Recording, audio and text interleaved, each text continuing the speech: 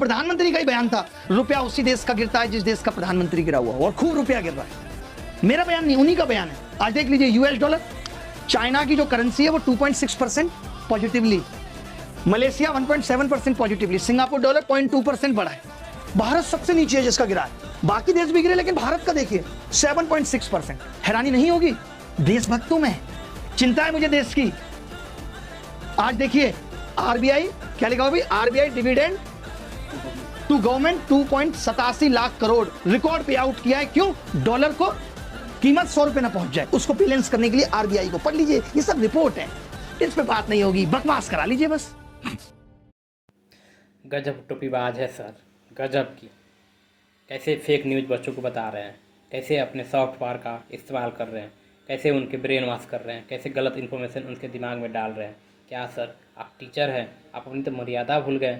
अगर कोई अनएजुकेटेड लोग होता तो अगर ये सारी चीज़ बताता तो अच्छा लगता। आप तो एजुकेटेड हैं, आपको लाखों स्टूडेंट फॉलो करते हैं, आपसे ये उम्मीद नहीं है। आप केवल कॉज बता रहे हैं, इफेक्ट तो बता ही नहीं, इफेक्ट बता रहे हैं, कॉज तो बता रही हैं। रुपया क्यों कमज़ोर हुआ है इसका कारण भी तो बताना चाहिए। आपको बताना चाहिए कि पूरे वर्ल्ड में जहाँ भी क्राइसिस होता है तो सप्लाई चेन डिस्टर्ब होता है, तो सप्लाई चेन डिस्टर्ब होता है तो उससे करेंसियाँ डिप्रिसिएट होती हैं, जिसकी हम 80% हमारा इकोनॉमी तेल पर डिपेंड है, और तेल हम डॉलर में खरीदते हैं। तो जब तक हम तेल खरीदेंगे तो हमारा रुपये, जब कुछ ना कुछ होगा तो हमारा रुपये थोड़ा डिप्रिसिएट होगा। ठीक है, रुपये डिप्रिसिएट होता है, उससे तो फ़ायदा भी होता है, ये भी तो बताओ। आज हम पूरे 40 देशों से साथ रुपये में ट्रेड कर रहे हैं, तो रुपये थोड़ा हमारा कमज़ोर है तो हमारा एक्सपोर्ट बढ़ेगा, ये भी तो बताओ। जब एक्सपोर्ट बढ़ेगा तो हमारे पास पैसा आएगा, और हमारा जब एक्सपोर्ट बढ़ेगा तो प्रोडक्शन बढ़ेगा, प्रोडक्शन बढ़ेगा तो लोग को जॉब लगेगा, लोग को जॉब लगेगी तो उनकी और आय इनकम बढ़ेगी, इनकम बढ़ेगी तो सामान खरीदेंगे, तो हमारा इकोनॉमिक और स्ट्रॉन्ग होगा। ये भी तो बताओ। हम जितना एक्सपोर्ट करेंगे, जितना प्रोडक्शन बढ़ाएंगे, उतना हमारे अंदर बाहर से कंपनियां आएगी, इन्वेस्टमेंट करेगी, टेक्नोलॉजी लाएगी, उससे हम और मैन्युफैक्चरिंग करेंगे, उससे हमारा देश स्ट्रॉन्ग होगा। फिर अभी रुपया थोड़ा कमज़ोर है, फिर आगे अच्छा हो जाएगा, तो कम से कम ये तो बताओ। और आप बात कर रहे हैं ताइवान की, चाइना की, वो सब डेवलप कंट्री है। ताइवान की कितनी जनसंख्या है, कितना वो तेल कंज्यूम करता है, तो ये भी तो बताओ। आप ताइवान की बात कर रहे हैं, और कितना और सारी कंट्रियाँ हैं, उसका भी तो बताओ कितना डिप्रिसिएट हुआ है। तुर्की, बहुत सारे ऐसे कंट्री है जिनका 10% करेंसी डिप्रिसिएट हुआ है। आपको क्लियर बताना चाहिए, आप टीचर हैं, आपको ईच एंड एवरीथिंग क्लियर करना चाहिए, तब उन बच्चों को समझ में आएगा क्या सही है क्या गलत। आप तो अपनी डिग्निटी भूल गए हैं, आप मोरल वैल्यू अपना गंवा चुके हैं, अपना इथिक्स गंवा चुके हैं। आप टीचर मतलब लायक ही नहीं है। आप कितना गलत बता रहे हैं। जब आरबीआई तो इंडिया का पार्ट है, वो भी तो देश का पार्ट है, जब वो प्रॉफिट कमाएगा तो डिविडेंड देवे करेगा सरकार को। जब सरकार को पैसा आएगा तभी ना आयुष्मान कार्ड से, जो ये भी तो आपको बताना चाहिए कि पूरे देश में आयुष्मान कार्ड से 5 लाख का हर एक साल कैसे इलाज होता है, पीएम आवास योजना से लोगों को घर कैसे बनता है, आप बात कर रहे हैं। मैं आपको चैलेंज करता हूँ कि पूरे वर्ल्ड में कोई भी कंट्री नहीं है जिसका इलेक्ट्रिफिकेशन ट्रेन का 99% हुआ है, अमेरिका का भी 80% हुआ है, चाइना का 72% हुआ है, लेकिन इंडिया का 99% हुआ है। अगर इलेक्ट्रिफिकेशन नहीं हुआ रहता तो आज देश का क्या हाल हो होता। आप लोग तो तुम छाती पीट के मर जाते। तो ये भी तो बताओ कि इंडिया कितना काम कर रहा है। आप एसी में बैठ के दिल्ली में ज्ञान दे रहे हैं, ना आपको इकोनॉमिक पता है, ना बैंकिंग पता है, ना फिनांस पता है, और इंडियन इकोनॉमी पे कमेंट कर रहे हैं सस्ती लाइफ कमेंट के लिए।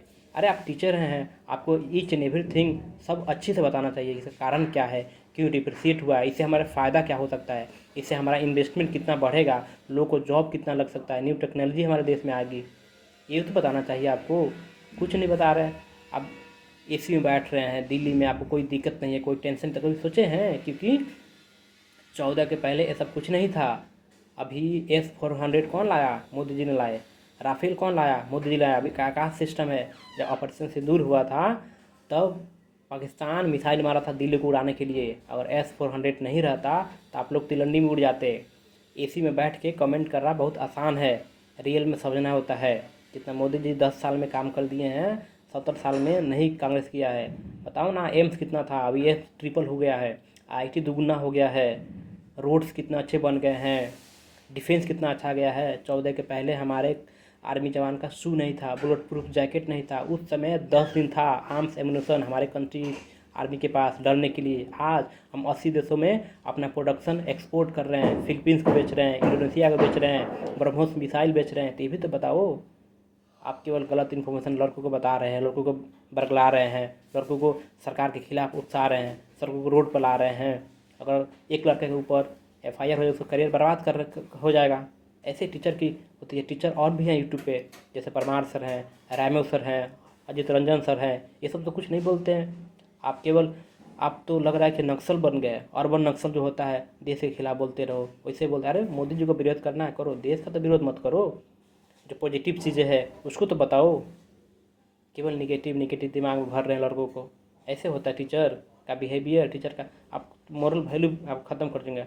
अभी आप मिल के आए थे कपिल सिब्बल से, वो तो बोल रहा है कि देश रहने लायक नहीं है, आप उसको समर्थन करते हैं। आरफा खान, वो सब कौन है? सब लेफ्टिस्ट है, उनको पाकिस्तान अच्छा लगता है। आप उनकी बात पे चल रहे हैं। आपसे ये उम्मीद नहीं थी। आपकी गर्मियाँ आप अपनी गर्मियाँ गंवा चुके हैं।